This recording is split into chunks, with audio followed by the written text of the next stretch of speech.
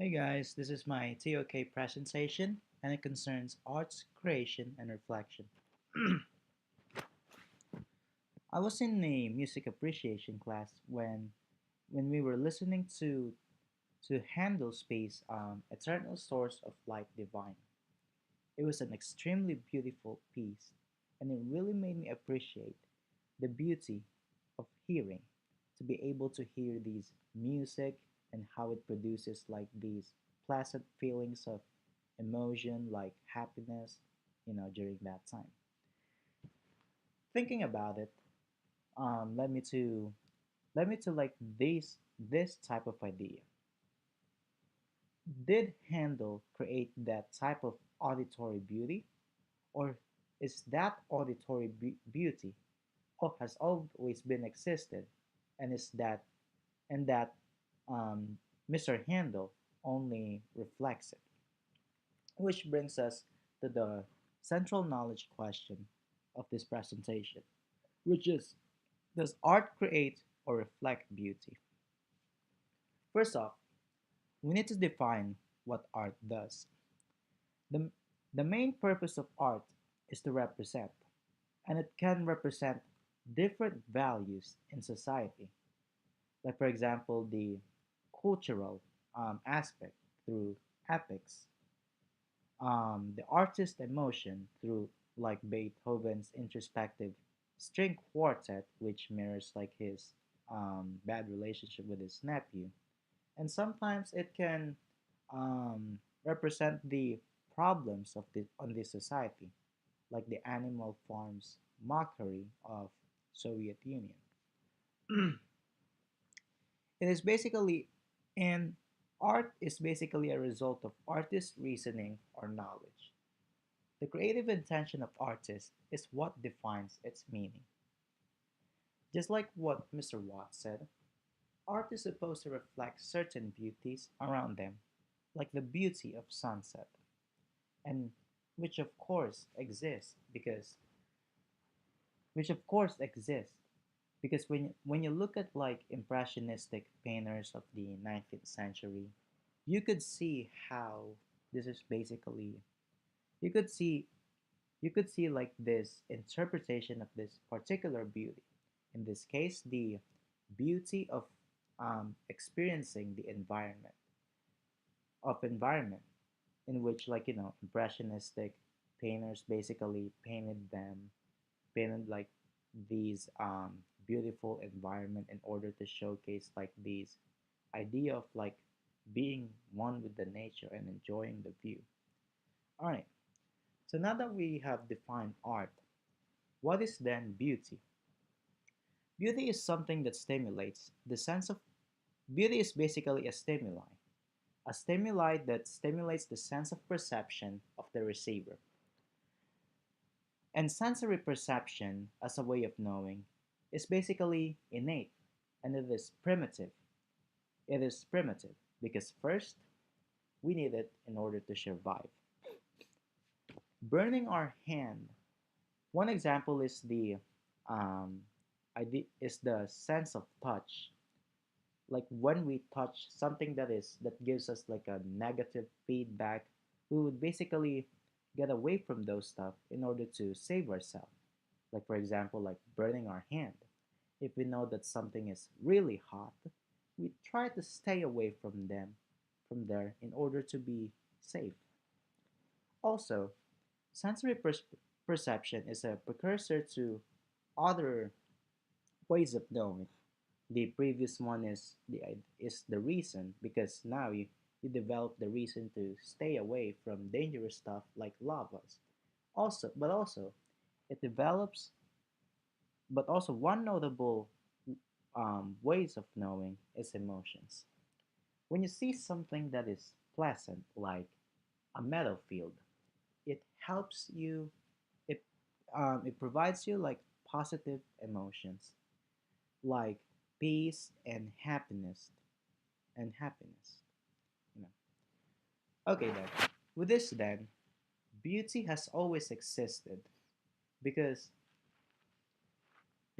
we already respond to it. Like our sensory perception responds to the stimuli. to this stimuli. And that is the reason why it exists. Why it exists. Alright. So then, with that being said, art since art is supposed to reflect or represents the beauty to represent, it then just represents beauty because you cannot really create beauty if beauty is created by our interaction with it. Just like what Mr. Watts said, the purpose of art museums is to basically reflect this type of beauty, which is the beauty of the sunset.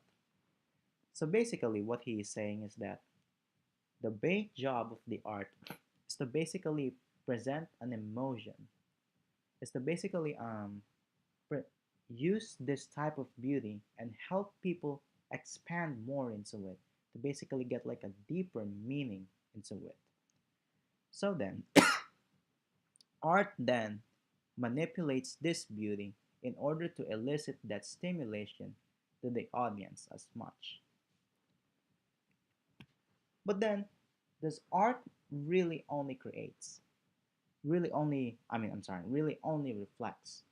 I mean, when you look at the painting in the left by Pablo Picasso, I mean that is a pretty original painting, something that is actually authentic and something that is usually associated with Pablo Picasso. Same thing with the 433 performance by John Cage. It is something that is actually uncalled for, like a unique idea, and also at the same time, it is associated with John Cage. So if we have like these various forms of art that is completely unique and authentic, then these things are then should have been like, like created. So does art really only reflects or does it also create? The answer is art does create, but it creates the artistic interpretation of beauty. Artistic interpretation is basically how the artist represents this particular beauty. And the most ubiquitous way of knowing is imagination. I mean, like, most important. So, what about imagination? Imagination basically doesn't really create like a completely new concept, but expands an existing concept by giving an interpretation or suggesting an interpretation of that concept. An interpretation itself is pretty much pretty open-ended. Like like we can have like artists can have a completely different like interpretation of something.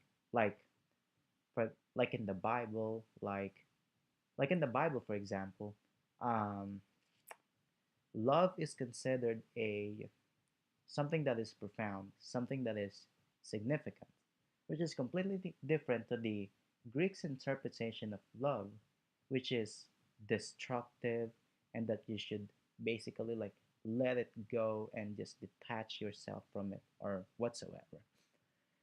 So with that then, artistic interpretation has many variations, which we could all see if we also compare, like for example, the expressionist, like the expressionist um, idea, expression of emotion compared to the Baroque's expression of emotion.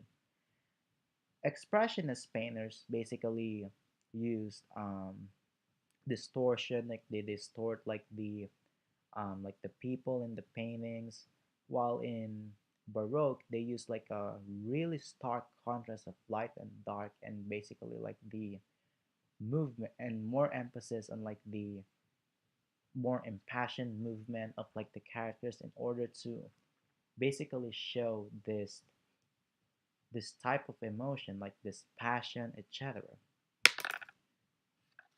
etc.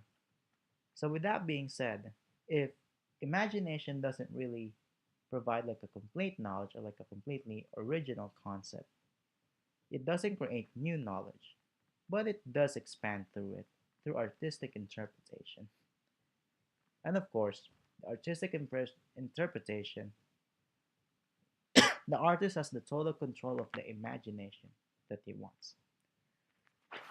So in the end, art then reflects beauty by creating artistic interpretation or representation of that particular stimuli, and that the beauty itself is basically created by the artist. So then, so then, we have been perpetually experiencing the beauty of the earth, of the world around us. Like we could say that the artistic interpretation of happiness or being like carefree through the songs of Party in the USA, like that, and how catchy it is, or even like the or sometimes we can even feel the beauty of paint like through like drama series or drama movies that make us cry. And these art basically represents those type of emotion that we often feel often feel in our daily lives. So in a nutshell, art is a art is a medium.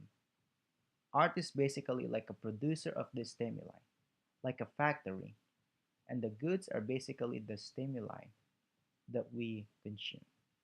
Thank you. That's my TOK presentation. Well, actually, sorry, not the stimuli which is not consumed. What I mean is like that we use or that we feel.